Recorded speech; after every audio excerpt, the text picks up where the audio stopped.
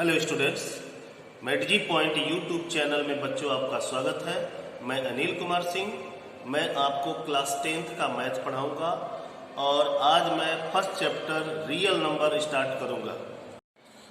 बच्चों, इस YouTube channel में आप देखेंगे सभी चैप्टर्स, जितने भी चैप्टर्स होते हैं आपके मैथ के और मैं तो मैथ पढ़ाता हूँ और भी टीचर्स हैं जो अच्छे टीचर्स हैं जो बड़े बड़े ब्रांडेड कोचिंग या ब्रांडेड प्लेस पर टीचिंग करके आए हैं। उन सब की वीडियो इस यूट्यूब चैनल में मिलेगा आपको और सभी चैप्टर्स मिलेंगे। जो भी सब्जेक्ट जो टीचर पढ़ाएगा और जो उस सब्जेक्ट के all chapters with all topics के साथ उसमें उपलब्ध है। आप उसे अच्छे से देखेंगे तो आप जिस क्लास में पढ़ते हैं आप पूरे क्लास का प्रिपरेशन इस पेंडेमिक सेशन में आपको बहुत ही अच्छे तरह से एक ही प्लेटफॉर्म पर मिल जाएगा और इससे अच्छा अगर आप चाहेंगे तो मुश्किल से मिलेगा। मैं ये नहीं कहता हूँ कि इससे अच्छा नहीं मिल सकता है, मिल तो सकता है, लेकिन अब ये एक ऐसा चैनल है कि इसमें सब कुछ मिल जाएगा, इसलिए ये और सभी चैनल से बेटर होगा। तो बच्चों, आज हम स्टार्ट करेंगे क्लास 10th का मैथ और क्लास 10th के मैथ का फर्स्ट चैप्टर है रियल नंबर। देखेंगे। हाँ बच्चों, चैप्टर फर्स्ट है, दिख रहा है, और फर्स्ट चैप्टर का नाम है रियल नंबर। रियल नंबर आप क्लास 10th में भी पढ़े हैं, सॉरी क्लास 10th तो पढ़ ही रहे हैं। क्लास 9th में भी एक चैप्टर था नंबर सिस्टम। तो नंबर सिस्टम में जो चीज़ें आपने पढ़ा था 9th में, उसी का जो है कि नेक्स्ट टॉपिक है ये रियल नंबर। रियल नंबर उसमें भी बताया गया था, आपको बताया गया होगा नेचुरल नंबर, होल नंबर्स के बाद इंटीजर्स के बाद रेशनल, इरेशनल, रियल नंबर्स, ये सारे नंबर्स बताए गए होंगे। तो यही रियल नंबर है। तो रियल नंबर में टॉपिक है यूक्लिड्स डिवीजन लेमा। अब कोई कहे कि ये लेमा क्या वर्ड है यार? लेमा क्या है? लेमा नाम सुना है आप लोगों ने? अगर सुना है तो ठीक है, नहीं सुना है तो देख लीजिए। Lemma, it is a proven statement.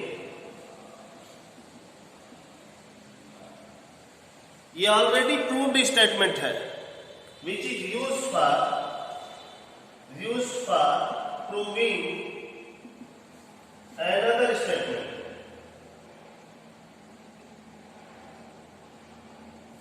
Lemma क्या होता है? ऑलरेडी प्रूव्ड होता है। जैसे मान लीजिए 2 + 2 क्या होता है? 4 होता है, तो ये ऑलरेडी प्रूव्ड है। इसका यूज हम क्वेश्चन को सॉल्व करने में या बड़े बड़े क्वेश्चन सॉल्व करने में, प्लस माइनस, मल्टीप्लिकेशन, डिवीजन का यूज करते हैं। तो ये लेमा कह सकते हैं। उसी तरह हम लोगों ने छोटे क्लासों में 6-7 में पढ़ा था डिविडेंड। याद करो, dividend is equals to divisor multiply by quotient plus remainder. ये पढ़ा था। तो ये ऑलरेडी प्रूव्ड है, तो ये लेमा हो गया। ठीक है। तो इसी तरह से इस डिवीजन लेमा में क्या बताया गया? यूक्लिड्स ने ये स्टेटमेंट दिया था, इसलिए इस स्टेटमेंट का नाम हो गया है यूक्लिड्स डिवीजन लेमा। उसने क्या बताया? फॉर 2 गिवन इंटीजर्स, कोई भी 2 इंटीजर्स ले लीजिए a एंड b, ठीक है, there exist unique whole numbers q and r। अब q और r क्या है? इंटीजर्स नहीं होंगे, इंटीजर्स तो निगेटिव भी होता है, लेकिन q क्या है और r क्या है? होल नंबर्स हो सकते हैं। Such that a equals to होगा b into q plus r, where r like between 0 to b। अब यहाँ पर देखेंगे कि r की वैल्यू एग्जैक्ट 0 तो हो सकता है, बट स्मॉलर देन b होगा, क्योंकि b पर यहाँ पर क्लोज इंटरवल बोलते हैं। आगे बताएंगे आपको 11th में, यानी कि यहाँ पर इक्वल का सिंबल नहीं है, इसलिए b को r की वैल्यू में इंक्लूड यानी कि शामिल नहीं किया जाएगा।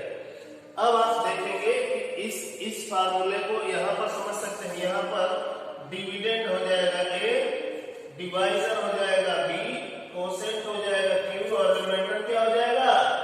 रिमाइंडर हो जाएगा आर। तो आप समझ गए इसको। अब इसको समझने के लिए आप एक छोटा सा एग्जाम्पल समझेंगे। ये एग्जाम्पल पहले से भी आप जानते होंगे, लेकिन फिर भी समझ लीजिए। देखिए, अगर आप डिवाइड करो 24 को 7 से, 24 को अगर 7 से डिवाइड करते हो तो ये 3 टाइम जाएगा, 21 हो जाएगा, 3 रिमाइंडर आ जाएगा। आप इसे ऐसे भी लिख सकते हैं, कैसे? 24 is equals to 7 into 3 plus 3। अब आप देखेंगे कि ये वाली जो वैल्यू है और ये वाली वैल्यू है, ये तो आर है और ये हो जाएगा बी। अब आप देखेंगे कि आर की वैल्यू ऑलवेज बी की वैल्यू से स्मॉलर ही होगा। अगर उसके इक्वल भी हो जाए तो भी उसको एक बार और डिवाइड कर सकते हैं, और अगर इक्वल से ज्यादा बड़ा होगा तो और भी डिवाइड किया जा सकता है। इसलिए आर की वैल्यू यानी डिवाइजर की वैल्यू रिमाइंडर की वैल्यू से ऑलवेज ग्रेटर होती है। ठीक है बच्चों। अब ये भी आपसे कोई पूछ दे कि यदि आर की वैल्यू 0 हो जाए, आर की वैल्यू 0 हो जाए, if r is equal to 0, r की वैल्यू अगर 0 हो गया तो आप बोल सकते हो then 7 is HCF of 21 and 7।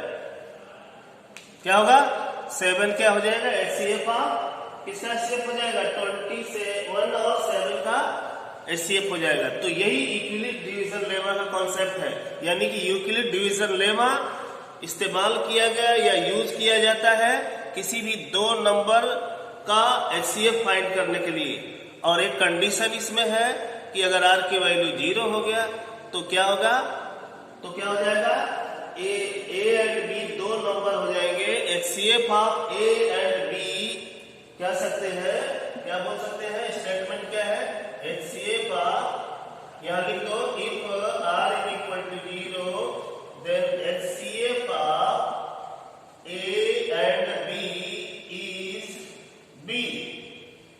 ये एक स्टेटमेंट है, इसको आप लिख सकते हैं, नोट कर सकते हैं, याद रख सकते हैं।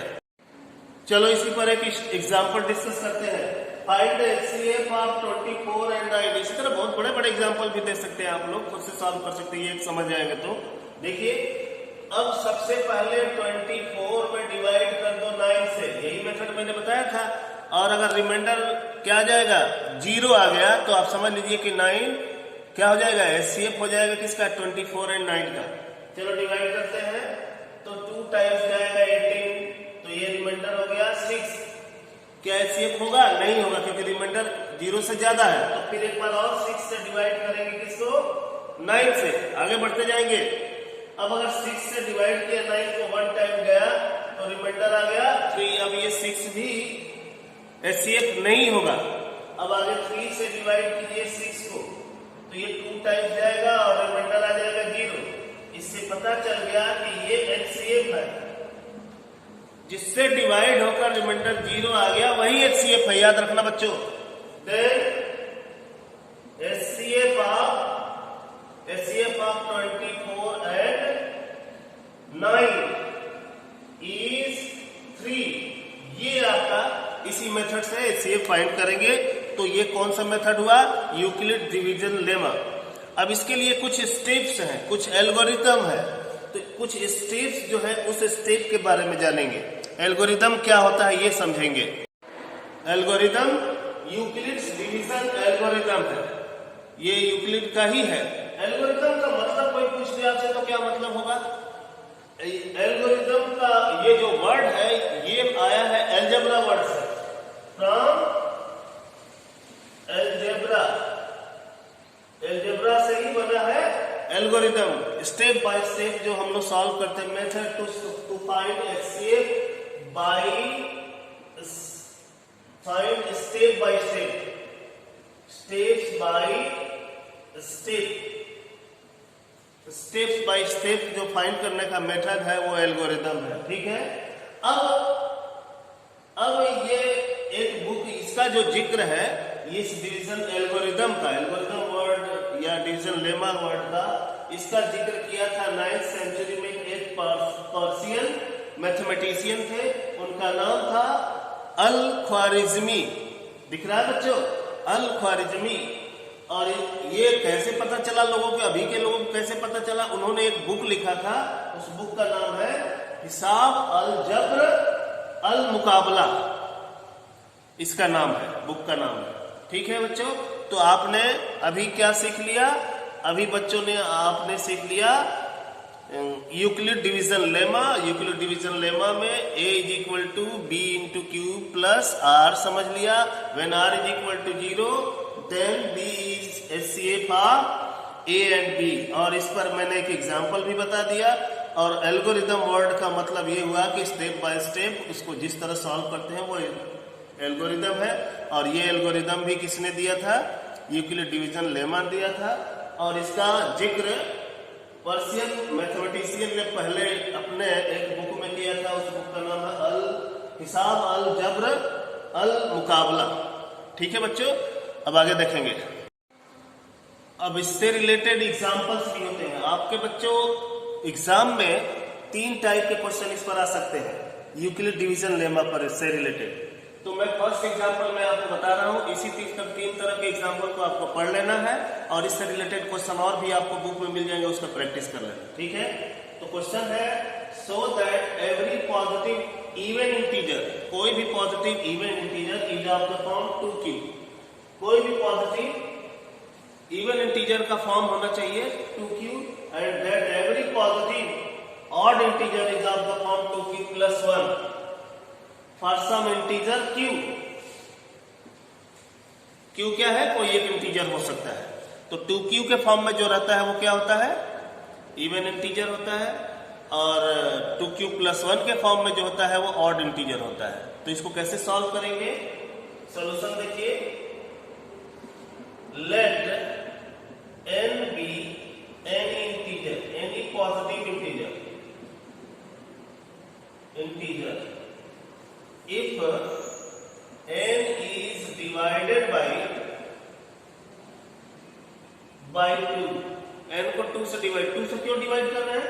क्योंकि यहां पर जो फॉर्म है वो भी 2 के फॉर्म में है और यहां भी 2q है, तो 2 से ही डिवाइड करना ठीक रहेगा। एंड लेट इफ q को क्या मान ले? कोसेंट मान लेते हैं। And r is equal to remainder, then by Euclid's division lemma,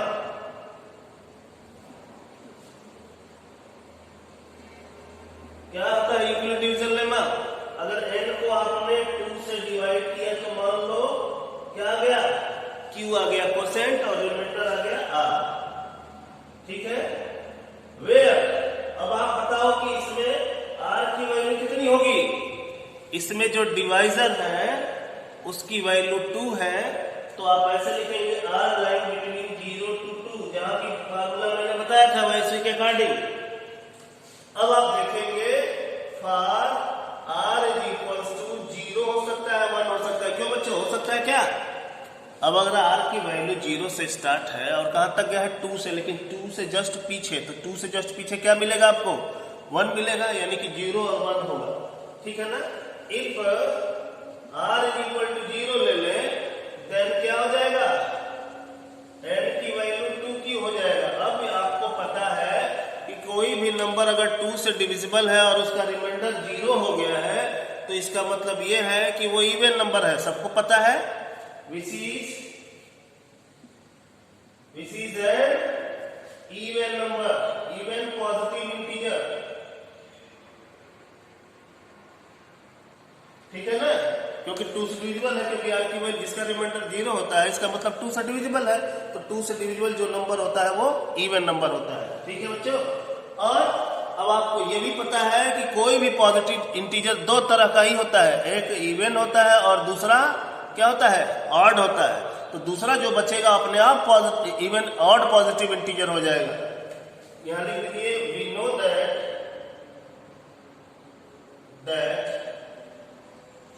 all positive integers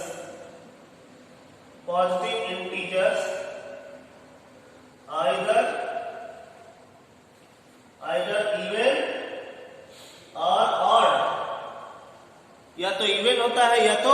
odd होता है, तो क्या कह देंगे, हेंस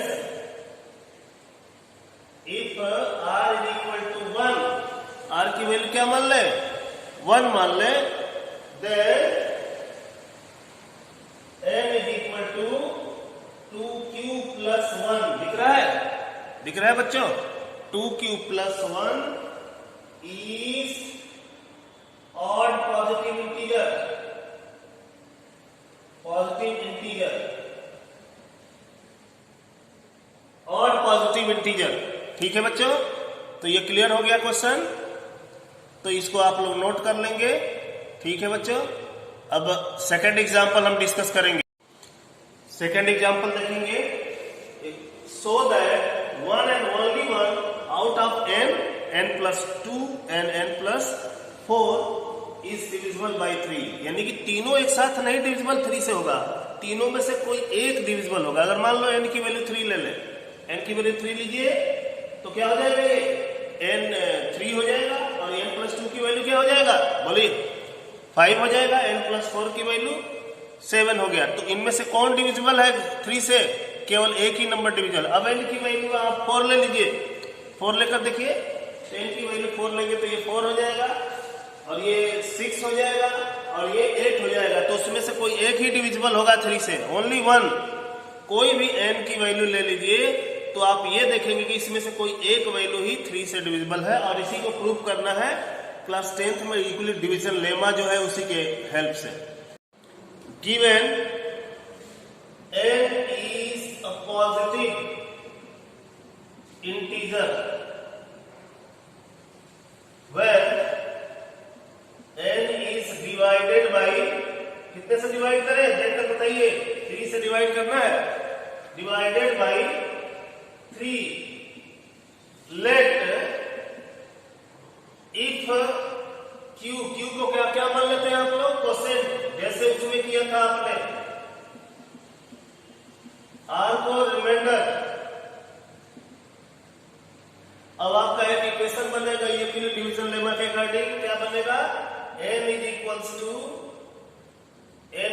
टू क्या ले लिया आपने, कोई भी बोलिए वैल्यू, n की वैल्यू हो जाएगा 3 into q plus r, where r line between 0 to 3, r line between क्या हो जाएगा 0 to 3, जैसे पहले मैंने बताया था, ये डिवाइजर से कम ही रहता है। तो देन r की वैल्यू 0, 1, 2 हो जाएगा, क्यों बच्चों सही है ना, therefore n is equal to हो जाएगा 3q प्लस, बोलिए r की वैल्यू जब 0 रखेंगे तो क्या हो जाएगा, 0 हो जाएगा, और n is equal to 3q plus 1 हो जाएगा अगर 1r की वैल्यू रखेंगे तो, या ऐसा भी हो सकता है n is equal to 3q plus 2 हो जाएगा, इस तरह की वैल्यू होगा। ठीक है, अब आप देखेंगे कि इसको प्रूव करना है कि इनमें से कोई एक ही 3 से डिविजिबल होगा। चलो केस फर्स्ट लेते हैं, केस फर्स्ट में क्या कर दिया हमने, r इक्वल टू 0 ले लिया, तो n की वैल्यू क्या आ गया, 3q। अब ये 3q क्लियरली दिख रहा है, समझ में आ रहा है कि ये 3 से डिविजिबल है, तभी तो 3q है, which is divisible by 3, which is divisible by 3। लेकिन अब r की वैल्यू जब 0 कर देंगे तो इस केस में ये 3q ही एक ऐसा नंबर है जो क्या होगा, डिविजिबल होगा, बाकी सभी नंबर 3 से डिविजिबल नहीं होंगे। अब दूसरा केस ले लीजिए, case second, if r is equal to 1 ले लीजिए, तो इस केस में n की वैल्यू क्या होगा, n की वैल्यू होगा 3q प्लस 1, यही तो है ना। अब आप क्या करेंगे, इसको ये शो करेंगे कि इसमें इनमें से कोई एक नंबर 3 से डिविजिबल है, तो n का तो आ गया, फर्स्ट नंबर आ गया, आपने n 3 से डिविजिबल है, ये वाला तो आपने प्रूव कर दिया। अब सेकंड वाले को प्रूव करने के लिए क्या करेंगे, n प्लस 2 इसको यहाँ बनाएंगे, n प्लस 2 बनाने के लिए बोथ साइड ऐड कर देंगे 2, तो क्या हो जाएगा, adding both side 2, then we get, दोनों साइड में 2 ऐड करेंगे तो इधर क्या हो जाएगा, 3q प्लस 3 हो जाएगा, होगा कि नहीं बोलिए। अब आपकी जो वैल्यू हो जाएगा n प्लस 2 की, वो क्या हो जाएगा 3 इंटू क्यू प्लस 1। अब आपका क्यू कोई इंटीजर है तो क्यू प्लस 1 भी एक इंटीजर ही होगा, ये पूरी वैल्यू एक इंटीजर ही होगा और उसका मल्टीपल है 3, उसका मतलब 3 से मल्टीप्लाई किया गया है। तो इससे क्लियर है कि क्यू प्लस 1 3, ये n प्लस 2 का जो डिवाइजर होगा वो 3 होगा, यानी कि वो 3 से डिवाइड हो जाएगा। Therefore n plus 2 is only divisible by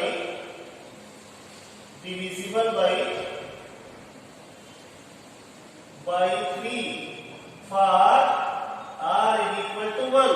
r is equal to 1 के लिए n plus 2 ही केवल इन तीनों में से डिविजिबल होगा, सभी नंबर्स नहीं होंगे।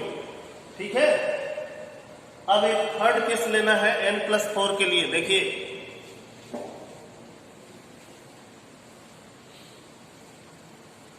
थर्ड केस होगा for case third, for r is equal to 2, तो क्या हो जाएगा n की वैल्यू कौन बताएगा 3q plus 2 हो जाएगा। अब इसको ये दोनों हो ही गए हैं, अब r n plus 4 बनाने के लिए आप क्या करेंगे, बोथ साइड कितना ऐड करेंगे 4 ऐड करेंगे। तो for adding 4 on both side that we get n plus 4 is equals to 3q plus 6। अब आप देखेंगे कि इसमें से 3 कॉमन हो जाएगा तो q plus 2 हो गया, which is an integer. Integer होगा क्यों, q plus 2 इंटीजर हो गया, q इंटीजर है उसमें 2 ऐड कर देंगे तो वो भी कोई ना कोई एक इंटीजर ही होगा। तो आप यहां भी देख लीजिए कि देख लिया आपने कि n plus 4 भी 3 से डिविजिबल है। Therefore n plus 4 is divisible, is only word का यूज करेंगे क्योंकि ओनली वन आप करना है, only divisible by 3 for r is equal to 2। तो इस तरह से ये एग्जाम्पल भी आप सॉल्व कर लेंगे। ये सब एग्जाम्पल क्लियर हो गया। अब एक और लास्ट एग्जाम्पल अब देखेंगे, थर्ड एग्जाम्पल है so that any number is of the form 4 to the power n। ये है आपका 4 to the power n, 4 to the power n can never and with digit 0। 4 to the power n है तो n की value क्या है, n की value यहां बताया गया है n belongs to capital N। Capital N का मतलब नेचुरल नंबर। अब n की वैल्यू कोई के नेचुरल नंबर रख दीजिए, 1 रखेंगे 4 होगा, 2 रखेंगे 4 का स्क्वायर हो जाएगा 16, 3 रखेंगे 4 का क्यूब हो जाएगा 64। तो आप कभी भी वो 0 नहीं आएगा। आप सोचते हो कि आगे जाकर के हो सकता है 0 आ जाए, लेकिन नहीं होगा, क्योंकि आपको पता है कि 0 करने के लिए 2 प्राइम नंबर की जरूरत है, वो है 2 और 5। 0 होने के लिए एटलीस्ट, ये कहना ठीक रहेगा, एटलीस्ट 2 प्राइम नंबर की जरूरत है। प्राइम इसके फैक्टर होने चाहिए, 2 एंड एटलीस्ट 2 एंड 5, ये दोनों होना चाहिए। अगर 2 अकेले हो जाए तो भी 0 नहीं हो पाएगा, 5 अकेले हो जाए तो भी 0 नहीं होगा। बहुत सारे नंबर हो और एक 2 और 5 उसमें हो तो वो 0 हो जाएगा। ठीक है, देखिए तो उसी तरह लिख देना है इसको। We know that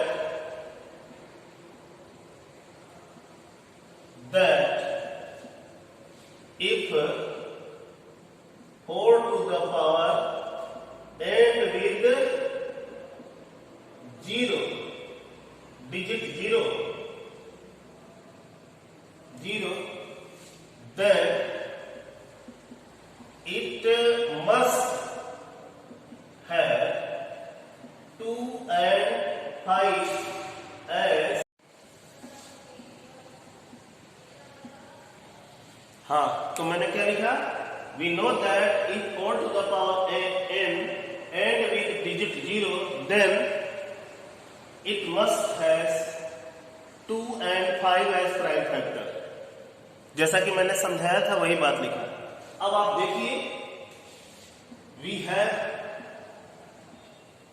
4 to the power n, 4 to the power n है तो इसका फैक्टर क्या होगा, फैक्टर हो गया 2 into 2 to the power n। अब इसमें n का मतलब कि कितने n टाइम्स, ये 2 ही होगा, 2 के एक्सेप्ट कोई और प्राइम फैक्टर नहीं होगा। We have only 2 as a prime factor,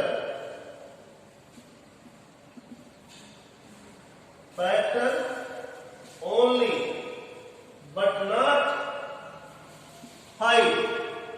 5 है ही नहीं, तो इसमें क्या बोल सकते हैं, hence 4 to the power n can never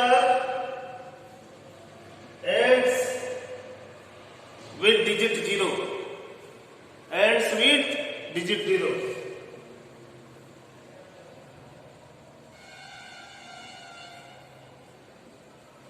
ठीक है बच्चों, समझ में आ गया? तो बच्चों आज के लिए इतना ही। बच्चों अच्छे से ये वीडियो देखते रहिए और इस तरह हम ये पूरा चैप्टर आपको एक एक टॉपिक क्लियर कराएंगे और इससे रिलेटेड एग्जाम्पल भी बताएंगे जो बोर्ड में आते हैं। बोर्ड के लिए बहुत ही इंपॉर्टेंट ये एग्जाम्पल मैंने बताया है। ये एग्जाम्पल अगर अभी से तैयारी करते रहोगे तो इससे रिलेटेड जितने भी एक्सरसाइज के क्वेश्चन है, एनसीईआरटी हो चाहे आरटी शर्मा हो या जो भी इससे रिलेटेड जो भी बुक्स हो, कंपटीशन का भी प्रिपरेशन कर सकते हो। ठीक है बच्चों, ओलंपियाड वगैरह एनटीएससी के लिए भी प्रिपरेशन इसी से किया जा सकता है। तो आप लोग इसको अच्छे से पढ़ना और वीडियो को अगर समझ में आ गया, पसंद आए तो बेटा इसको सब्सक्राइब, लाइक और कमेंट जरूर करेंगे, क्योंकि अगर सब्सक्राइब करेंगे, कमेंट करेंगे तो हम लोगों का थोड़ा सा मोटिवेशन होगा और अच्छे से वीडियो ये बनाएंगे और आपको और अच्छा ही पढ़ाएंगे। ठीक है, आज के लिए बस इतना ही। Thank you.